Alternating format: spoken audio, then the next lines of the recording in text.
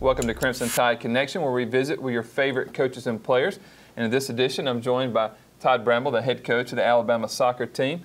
Coach, you got the season started off on a winning note. You defeated Kennesaw State 1-0 on Friday night.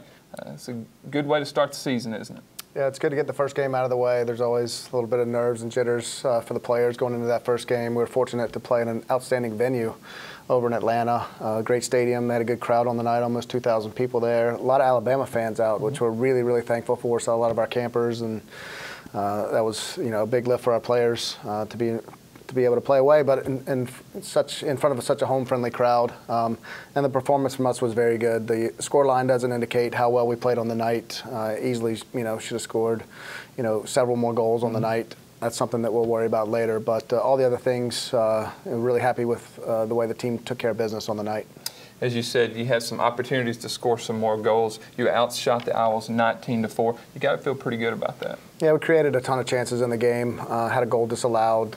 But, as far as creating those chances, that's the most important thing right now. We were never felt threatened that Kennesaw State was going to score on us at all.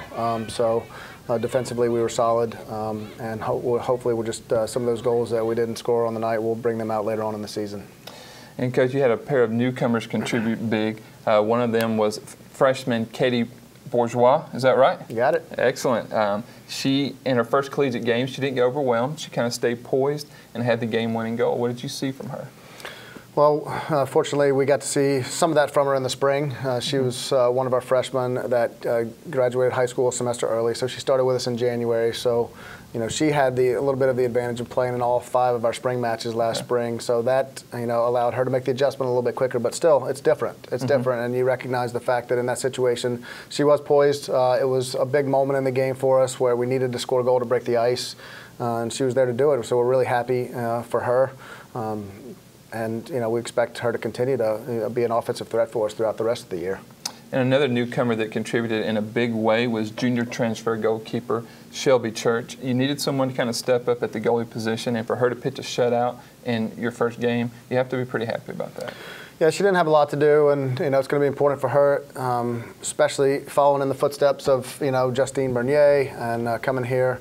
I'm sure she wants to prove herself to our team and to the fans, but we don't really need her to do any more than what she did on the night. She didn't have a lot to do defensively, but at least to get her voice out there, her presence out there, her comfort level with distributing the ball when she has it in her hands.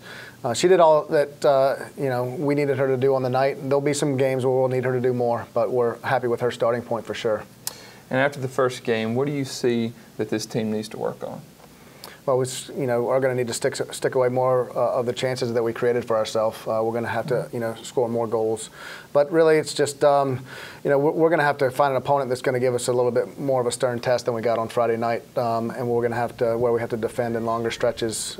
Sanford, who we have coming up next, we expect to give us a much tougher test than we got over at Kennesaw. We still haven't answered all the questions that we need to have answered for ourselves at this point of the season. Well, Coach, again, congratulations on the victory. That's it for this edition of Crimson Tide Connection. Later in the week, we'll preview the match against Sanford and UAB. For Crimson Tide Connection, I'm Christopher England.